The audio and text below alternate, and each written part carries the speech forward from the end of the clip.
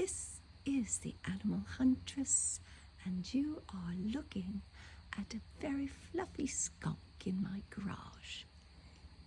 It's trying to work its way into a trash bag, which is resting up on the chairs. I'm sorry, but I don't dare venture any closer. I'm hoping he'll give up and waddle back to the woods. But no, once again he's trying to work his way up the chairs to get to the trash bag.